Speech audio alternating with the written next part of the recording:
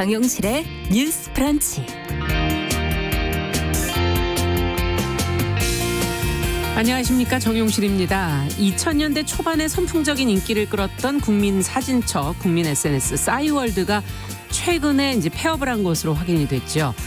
서비스가 자주 불안정하긴 했는데 그동안 쌓아놓은 데이터를 다 잃어버릴 가능성이 커지면서 요 며칠 당황하는 분들이 많아 보입니다. 이 만인의 추억 저장고에서 집단으로 로그아웃돼 버리는 경험은 처음이니까요. 이 상황이 아쉽긴 하지만 애초에 추억을 완벽히 저장하는 일이라는 것이 가능한 것일까? 생각해보면 그렇지 않은 것 같습니다. 지금 대세인 인스타그램도 언젠가는 인기가 없어져 사라질 수도 있고요. 외장하드, USB 같은 저장 매체들도 안전하다고만 할 수는 없습니다. 자, 그럼 사진을 종이로 인화해 놓으면 또 영원할까요? 잃어버리거나 망가질 위험은 또 얼마든지 있죠. 자, 그런데 이런저런 이유로 소중한 기록을 잃어버려도 머릿속에 남아서 눈앞에 생생하게 그려지는 기억이라는 것이 있습니다. 가장 소중한 추억은 그런 식으로 남는 것 같습니다. 쉽게 기록하고 그 기록이 쉽게 사라지는 시대, 손안의 모래알 같은 추억을 여러분은 그럼 어디에 어떻게 가둬두시겠습니까? 자, 6월 9일 화요일 정용실의 뉴스 브런치 시작하겠습니다.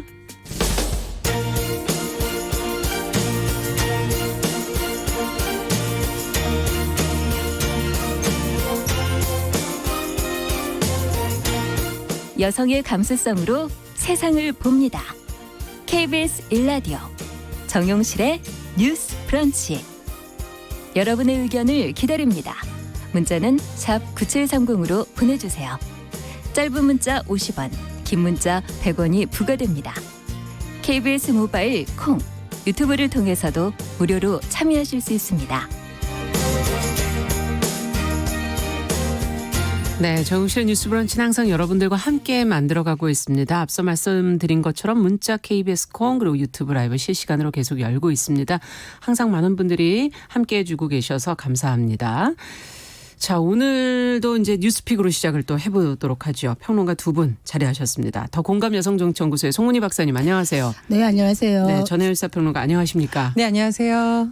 날이 많이 더워졌는데 오늘 첫 소식은 북한 소식으로 좀 시작을 해야 될 것 같아요. 오늘 아침에 지금 속보가 이제 떴기 때문에 오늘 지금 정오부터 남북을 잇는 지금 모든 통신 연락 채널을 완전히 차단하겠다 이렇게 지금 밝혔거든요. 관련된 내용을 먼저 좀 소개해 주시고 지난 4일하고의 연결성이 있는 것인지 관련된 것도 좀 궁금하고요. 예, 정리부터 좀 해 주시죠. 전혜연 평론가께서. 예, 그렇습니다. 최근 북한에서 우리 정부에 대해서 요구한 것이 대북 전단 살포에 대해서 어떻게 할 것이냐 이 문제를 거론했었죠. 네. 김여정 제1부부장이 6월 3일 이런 입장을 나타냈었고 당시에도 이미 이런 문제를 언급했었습니다. 남북 공동 연락사무소를 폐쇄하는 것이라든가 남북 군사합의 파기, 개성공단 완전 철거 가능성이 거론됐었는데 어제에 이어서 오늘부터 본격적으로 이런 흐름이 나타나고 있습니다. 예. 어제의 경우에는 연락사무소 오전에 전화가 잘 되지 않았다가 오후에 업무 종료 전화가 됐었다고 하는데요. 예. 오늘 오전 나오는 속보를 보면 통일부에서 밝힌 바에 따르면 북측에서 오늘 오전 9시 남북공동연락사무소의 업무 개시 통화를 받지 않은 것으로 알려져 오늘. 있습니다. 네. 이 남북공동연락사무소가 중요한 이유는요. 2018년 9월 서로 문을 열었고 통상적으로는 오전 9시, 오후 5시에 이제 업무를 일상적으로. 그렇죠. 개시하고 마감하는 전화를 했습니다. 예. 말하자면 상시적인 어떤 대화를 상징하는 채널이라고 할 수 있겠죠. 그렇죠. 그런데 북한에서 오늘 정오를 기점으로 해서 청와대 한라인을 포함한 남북 간 모든 통신 연락 채널을 완전히 차단 폐기한다고 밝혔고 오늘 오전 지금 국방부라든가 통일부에서 전해지는 소식을 보면 실제로 연락 채널들이 잘 가동되지 않는 것으로 전해지고 있습니다. 네. 그래서 이것이 어떤 남북 관계의 기로에 서 있다 이런 해석이 나올 수밖에 없는데요. 예. 좀 돌아보면 2018년 4월 27일 남북 정상회담, 판문점 선언회담 이후 사실 2018년에는 여러 가지 많은 일이 있었습니다. 말씀드렸듯이 남북 공동연락사무소 또 문을 열었었고요. 또 군사합의도 만들어졌었고 그렇죠. 굉장히 긍정적 신호가 많았습니다만 네. 2019년 이른바 북미 정상회담, 하노이 회담이 결렬된 이후로 여러 가지 문제가 조금 꼬인다 이런 전망이 나오기도 했습니다. 다만 2020년 들어서 왜 코로나19 극복을 위한 뭐 친서가 주고 받았다든가 또 뭐 좀 긍정적인 신호가 있지 않을까 이런 전망이 나왔었는데 대북 전단 살포라는 어떤 문제가 대두된 것을 계기로 남북 관계가 또다시 경색될 수 있다는 우려도 나오고 있습니다. 네. 자, 그럼 앞으로 과연 어떻게 될 것인가? 이것이 뭐 첫 단계다. 추가적인 그런 발표가 또 있을 것처럼 좀 이야기가 되고 있어서 앞으로 남북 관계는 어떻게 되리라 보십니까? 아니 지금 북한이 굉장히 발끈하고 있는 이유가 대북 전단에 대해서 그 내용의 측면에서도 좀 그런 측면이 있다 그래요. 이를테면은 대북 전단 내용 중에 북한에서는 김정은 위원장이 최고 존엄이라는 거죠. 그런데 김정은 위원장에 대해서 후지산 혈통이다거나 이런 내용들을 적는 거를 보고 발끈할 수밖에 없는 또 이런 부분은 있는 것 같은데 실제로 조선중앙통신이 이런 말을 했어요. 우리는 최고 존엄만은 그 무엇과도 바꿀 수 없고 목숨을 내걸고 사수하겠다. 이런 어떤 강경한 입장을 보이고 있는데 네. 김여정 부부장이 배신자들이 죗값을 계산하게 만들겠다. 이런 얘기를 하고 있는데 예. 한국 정부가 기본적으로 북미 관계와 남북 관계를 얘기하면서 이 3자 간의 선순환을 얘기하고 있잖아요. 그래서 남북 관계를 좋게 만들므로써 북미 관계도 좀 추동력을 갖겠다 이런 네. 얘기를 하는 거에 대해서도 그거 완전 망상이다 이런 식의 반응을 보이고 있어요. 어떤 걸 원하느냐. 북한은 원하는 것이 남북 관계가 아니라 북미 관계를 잘 이끌어 나갈 수 있도록 문재인 정부가 중재자 역할을 더 잘할 수 있지 않았느냐. 근데 왜 못하고 있느냐. 성에 차지 않는다. 이런 반응을 보이는 것이거든요. 그런데 사실 어떻게 보면은 지금 대남에 대해서 적대에서 전환하겠다고 하는데 한국 정부가 더 이상 어떻게 더 해줄 수가 있겠습니까? 지금 네. 어떻게 보면 이번 대북 전단 같은 경우에도 정부에서 통일부에서 거기에 대한 적절한 조치를 하겠다고 바로 응답을 했지 않습니까? 네. 법을 만들겠다고까지 하고 있는 이런 상황에서 이렇게 발끈하면서 과도한 반응을 하는 것은 단순한 대북 전단의 문제가 아니라 우리가 9.19 군사합의 이런 거에서 서로 도발행위하지 말자고 되어 있는데 예. 그거를 깨려고 하는 게 아닌가. 그래서 제 조심스러운 예측으로는 조만간 한번 또 어떤 도발이 있지 않을까. 전초전이다. 전 이런 생각이 들고요. 네. 한국 정부도 참 힘들 겁니다. 지금 이제 정부가 어떤 반응을 보여야 될지에 대해서. 그런데 우리가 아이들을 훈육할 때도 왜 좋은 관계를 사랑으로 하지만은 또 가르칠 때는 따끔하게 안 되는 건 안 되는 거라고 얘기를 하듯이 북한과의 관계에서도 과도한 부분은 좀 지적을 하고 또 그러면서도 남북 간에 협력할 수 있는 거는 해나가는 이런 적절한 조절점이 필요하지 않겠나 이런 생각이 듭니다. 네. 어떻게 보십니까?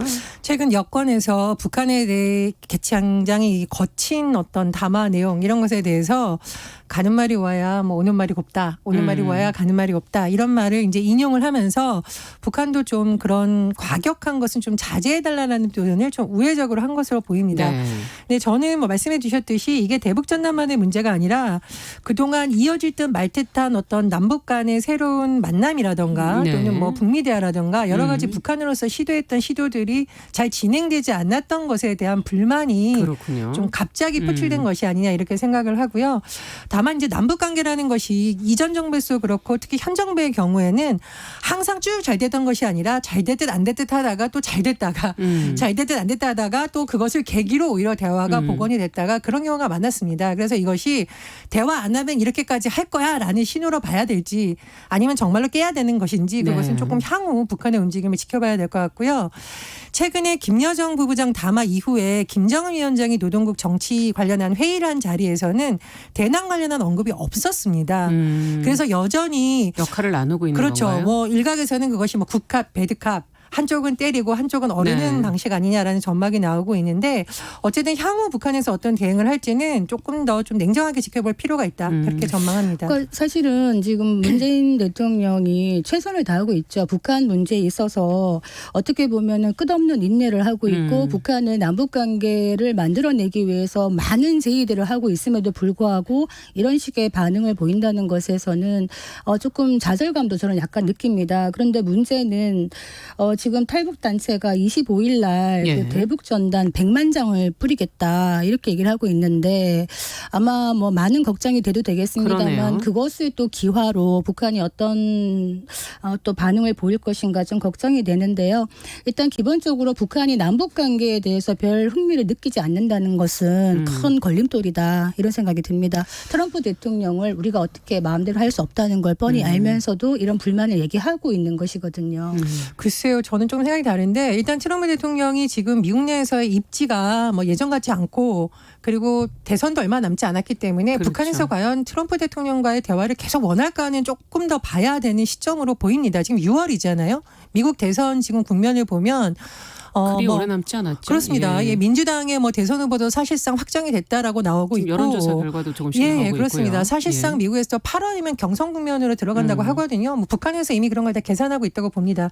그리고 대북전단 말씀하셨는데 저는 사실 이 대북전단 탈북자 단체들이 좀 이런 점을 좀 고려해서 좀 신중하셨으면 하는 강한 바람이 있는 것이 지금 그 페트병에 쌀 넣어서 북한으로 보내겠다 하는 그 시도하고 주민들이 또 지금 마찰할 뻔한 사례가 있었어요. 근데 주민들 언론 인터뷰를 보니까 이 페트병이 다시 우리나라 해안가로 돌아와서 이것이 어민들의 생활에 아주 큰 불편을 주거나 바다를 오염시키거나 잘못하면 그 안에서 이게 썩어서 오염을 시킨다는 거예요. 그래서 이것은 사실 정부가 막았다기보다는 주민들이 또 나서서 강력히 항의하는 모습입니다. 그래서 제 생각에는 지금 자칫하면 일부 단체가 이것을 강행할 경우 이것을 반대하는 쪽에서 집단적으로 나갈 수 있습니다. 그럼 결국은 이게 대북전단을 날리는 것이 아니라 우리끼리의 갈등으로 또 그냥 그치는 경우가 있거든요. 그래서 이럴 경우에는 제도권이 나서는 것도 중요하지만 그런 단체에서 주민들 의견을 좀 수용을 해서 좀 신중하게 하셨으면 어떨까 그런 바람이 듭니다. 그 아마 남남 갈등이 촉발될 것 같고요. 그 접경 지역에서 그리고 그 대북 전단이 아까 말씀하셨듯이 북한까지 날아가지도 못하고 다시 이제 이쪽으로 어떻게 보면은 이제 환경 문제를 노출할 수 있는 부분도 있는데 이것은 아직 법이 없기 때문에 사실 경찰이 제지하는 과정에서 마찰이 있을 수 있다 이런 생각이 들고요. 아까 이제 트럼프 대통령이나 미국에 대한 북한의 입장은 어떤 것이냐. 지금 대선을 앞두고 미국이 북한 문제를 관심을 크게 가지지 못하는 이 상황입니다. 이걸 가장 잘 알고 있는 것이 북한인데 왜 도발을 할 것이냐고 하면 바로 그렇기 때문에 대선 전에 트럼프 대통령으로부터 얻을 수 있는 것은 가장 많이 얻어내고 그 이후에 또 새롭게 되는 대통령이 누가 될지 알 수 없는 것이거든요. 북한과 다르지 않습니까?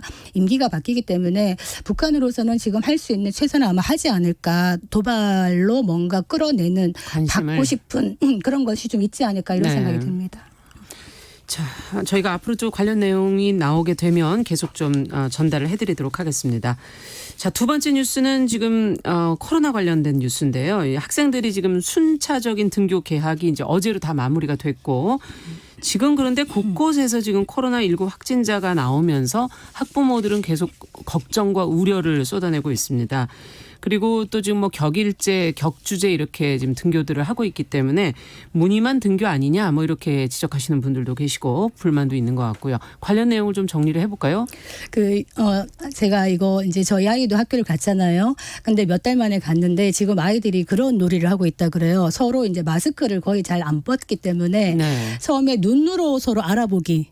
너가 누구인가 우리가 그동안 이제 동영상으로만 봤는데 누가 누구인지 그 맞추기 놀이했다. 그리고 밥 먹을 때도 옆으로 앉아서 못 먹는다 그래요. 그러니까 걸을 때도 띄엄띄엄 거리를 두고 걸어야 되고 아침 저녁으로 발열 체크하는 것도 기본이고 어떻게 보면은 우리가 흔히 하던 학교 생활과는 전혀 다른 지금 학교 생활을 하고 있는데 아이들이 그나마 적응을 잘 하고 있다. 그렇지만 학교 가는 게 좋다고 얘기하는 아이들이 많더라고요. 그럼에도 불구하고 집에 있는 것보다는 낫다 이런 얘기를 하고 있는데 학부모 입장에서는 걱정이 되는 게 어떤 것이냐면 지금 이제 학교가 과밀 학교가 되는 걸 막기 위해서 지금 깜깜이 감염이 있다 보니까 학교의 3분의 1이나 3분의 2 정도만 남기고 계속 순환을 시키겠다 이렇게 해가지고 아이들이 주나 이제 한 이렇게 학교를 왔다가 또 온라인으로 또 집에 예. 갔다가 이런 식으로 한다 그래요. 병행하고 있죠. 근데 예.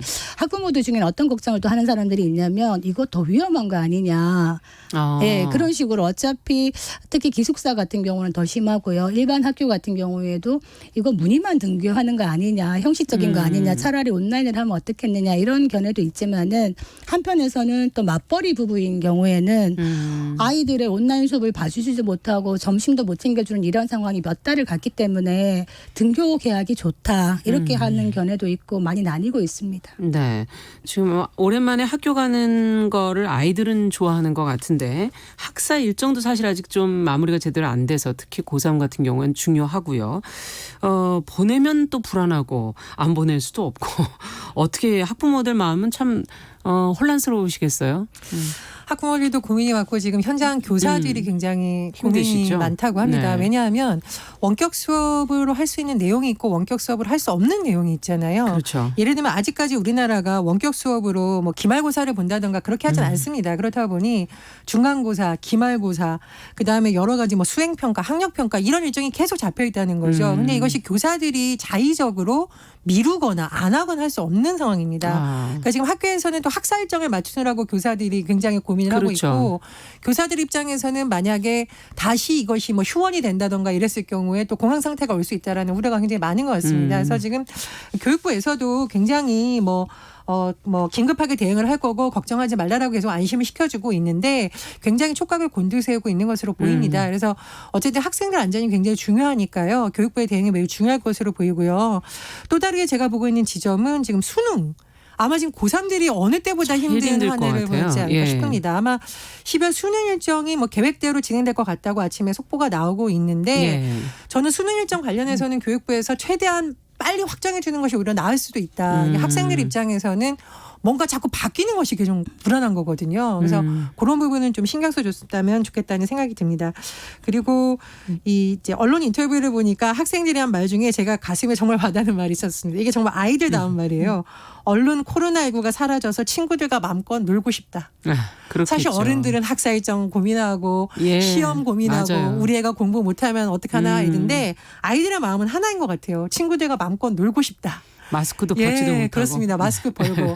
그래서 아이들이 또 스트레스를 많이 받을 텐데 학교에서 그런 심리적 방역 문제에 대해서 조금 더 신경을 쓰면 좋지 않을까 그런 생각이 그 듭니다. 마스크 얘기하시니까요. 네. 아이들이 그 마스크를 하루 종일 쓰고 있잖아요. 머리가 아프다 그래요. 실제로. 그래서 그렇죠. 예. 그 아이들이 좀 편하게 쓸 수 있는 그런 마스크가 좀 공급이 되면 좋겠다 학교에 이런 생각이 들고 학교 같은 경우에는 집단 감염이 되면 진짜 큰 문제거든요. 그렇죠. 그래서 최근에도 왜 그 충남에서 40대 아버지가 확진자가 되니까 네. 그 아이가 등교했던 학교 전체 학생들이 모두 귀가 좋지 않은 이런 게 있었거든요. 그래서 조금이라도 어떤 집단 감염의 어떤 그게 보이면은 바로 조치를 해야 된다. 그래서 뭐 유은혜 교육부 장관도 그런 말은 했어요. 뭐 학생 안전이 위협받으면은 신속하게 결정하겠다고 하는데 네. 학부모들 입장에서는 어쨌든 걱정이 안 될 수가 없는 이런 상황인데 이번 주나 다음 주까지는 지역사회 감염을 좀 지켜봐야 되지 않겠나 이런 생각이 듭니다. 네. 지금 뭐 학생들 보내신 학부모들께서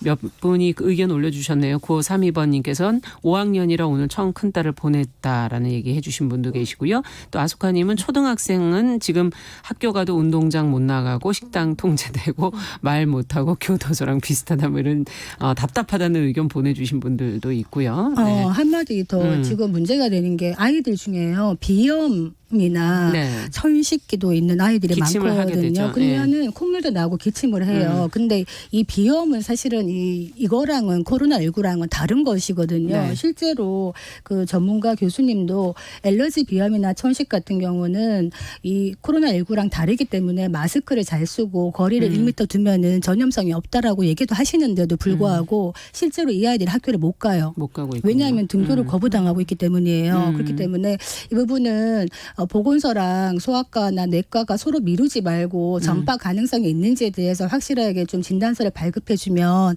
이 아이들이 한 3만 명이 넘는다 그러거든요. 그래서 이것 좀 이 아이들이 소외되지 않도록 했으면 좋겠다 이 생각이 듭니다. 자, 다음 뉴스는 저희 삼성 이재용 부회장 경영권 승계 의혹과 관련해서 구속 여부가 결정이 됐나요?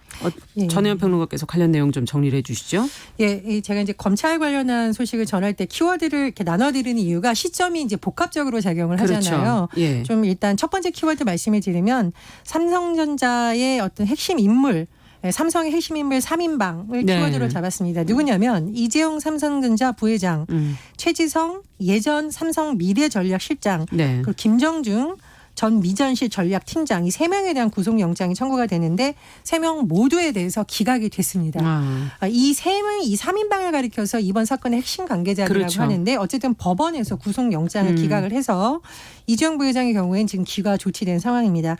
두 번째 키워드 도대체 어떤 혐의로 그러면 영장이 청구됐고 수사가 됐던 것일까 예. 살펴보면 자본시장법상 시세 조종 부정거래 그리고 주식회사 외부감사법 위반 등의 혐의가 적용이 됐었는데요. 시점을 조금 거슬러 올라가 보면 2015년 5월 이 부회장 등이 이사회의 합병 결의 이후 호재성 정보라고 하잖아요. 네. 여러 가지 정보, 영향을 미치는 정보를 띄어서 제일모직과 삼성물산 주가를 동시에 부양하는 주가를 조작한 혐의를 주가 받고 조작 있습니다. 혐의. 예. 물론 이제 삼성의 입장은 다르지만 네네. 검찰은 그렇게 보고 있는 거고요. 또 삼성 바이오로직스 얘기가 많이 나오고 있는데 네네. 4조 5천억대 회계 사기 혐의를 받고 있습니다. 그런데 이것 역시도 삼성의 입장이 좀 달라요. 기업의 입장을 좀 전해드리자면 삼성이 최근 호소문을 낸 내용을 좀 요약해 보면 예. 일단 삼성물산과 제일모직의 합병 같은 경우에는 법 규정과 절차에 따라 처리했다 이렇게 주장을 하고 있고요. 네. 삼성 바이오로직스의 회계 문제 역시 국제 회계 기준에 맞춰서 처리됐다 이렇게 주장하고 있습니다. 네. 또 이제 합병 문제에 대해서도 시세를 조장했다라는 것은 검찰의 주장일 뿐이지 사실이 아니다 이렇게 반박해 왔습니다. 예. 어쨌든 이 어떤 유무죄 판결은 결국 판결로 넘어가야 되는데 그러네요. 법원에서는 일단 검찰이 청구한 영장을 기각했잖아요. 네. 왜 기각했는지 조금 설명을 드리면 이게 좀 해석이 나눕니다만 한쪽의 손을 들어줬다고 조금 보기 어려운 면이 있습니다. 먼저 기본적 사실관계에 대해서는 소명이 됐다라고 본 거고요. 네. 검찰이 그동안의 수사를 통해서 상당 정도의 증거를 확보한 것으로 보인다. 그러니까 검찰이 잘못해서 영장을 기각한다. 이렇게라고는 볼 수 없고요. 네. 일부 언론에서는 검찰의 절반의 성공이라고 표현을 하기도 했습니다. 아. 다만 왜 영장이 기각됐냐. 재판 과정에서 충분한 공방과 심리를 걸쳐 결정하는 것이 타당하다. 재판에서 판단하라는 것이고요. 예. 중요한 키워드가 나옵니다. 불구속 재판의 원칙에 따라서 피의자들을 구속할 필요성과 상당성에 관해서는 소명이 부족하다라고 했습니다. 그래서 대다수 언론은 이번 영장의 기각 사유로 불구속 재판의 원칙을 또 키워드로 뽑기도 했습니다. 네, 그렇군요. 자, 이번 결정에 대해서 두 분은 어떻게 생각을 하십니까? 삼성의 입장에서는 최악의 상황은 피했다라고 볼 수 있겠지만은 아까 말했듯이 이 불구속 재판의 원칙이라는 것이 굉장히 중요하거든요. 예. 그래서 도주의 우려라거나 증거인멸의 가능성이 클 때는 구속을 합니다만 그렇죠. 이 사안은 그렇지 않다고 본 것이죠. 네. 그래서 문제는 판사의 말처럼 이 책임 유무나 정도는 재판 과정에서 충분히 결정하겠다. 그래서 아마 재판으로도 관심이 갈 것인데 문제는 검찰이 영장을 재청구할 가능성도 남아 있습니다. 몇 년 전에 2017년에 국정농단 사건으로 재판받을 때 처음에 영장이 기각됐다가 바로 다시 재청구해서 된 경우가 있었거든요. 이번 같은 경우는 아마 그렇게 할 가능성은 좀 적지 않나 싶습니다만 그리고 또 아까 얘기했던 검찰수사심의위원회라는 게 있죠. 예. 이 검찰수사심의위원회에서 만약에 기소로 결정을 내린다면은 이거를 신청한 삼성 측에 어떻게 보면은 뒤통수를 맞는 이런 결과가 되기 때문에 이것도 지켜봐야 되겠지만 아마 여기서는 불기소 의결을 내지 않겠나라는 게 법조계의 관측입니다. 네. 문제는 국민 여론인데요. 네. 그러니까 2017년 국정농단 사건만 해도 사실은 삼성에 대한 여론이 많이 좋지 않았습니다. 당시에 역시 삼성공화국이 아니냐, 유전무죄냐 이런 식의 여론이 많았는데 그때와 지금은 또 약간 달라진 기류가 시간이 보여요. 많이 지났네요. 시간도 예. 지났고 지금 코로나19로 많이 경제적으로 어렵다 보니까 그렇죠. 게다가 지금 이런 틈을 타서 중국이 중국이나, 삼성의 예. 반도체를 어떻게 보면 따라잡으려고 하는 이런 것들도 있고 치열한 경쟁 속에서 한국 경제가 많이 어려운데 재벌 오너의 리스크를 좀 극복을 해서 삼성이 제대로 역할을 하면 어떻겠냐라는 의견도 또 있다는 것이죠. 그러다 보니까 국민 여론 부분도 약간은 달라진 기류도 좀 있는 것 같고 여전히 삼성공화국에 대한 비판도 있습니다만 이런 부분들이 어떻게 좌우될 것인가 생각이 되는데 제가 좀 눈여겨보는 거는 지금 아마 11일 날 그 중앙지방검찰청에서 부의심의위원회를 열어요. 그건 뭡니까? 이게 뭐냐 하면은 네. 이 무작위로 추천된 그 검찰 시민위원이 있어요. 네. 이 15명이 이 사건을 수사심의위원회에 넘길지를 결정하는 게 부의심의위원회예요. 그래서 네. 이게 왜 중요하냐면 그 검찰의 시민위원회가 있습니다. 검찰 시민위원회가 뭐냐 하면 그 기소를 사실은 검찰만 할 수 있죠. 네. 이거를 기소 독점주의라고 하는데 이 검찰이 어떤 거는 기소하고 어떤 건 안 하고 이렇게 할 수가 있잖아요. 그렇죠. 그래서 이런 폐해를 견제하기 위해서 만든 게 검찰 시민위원회예요.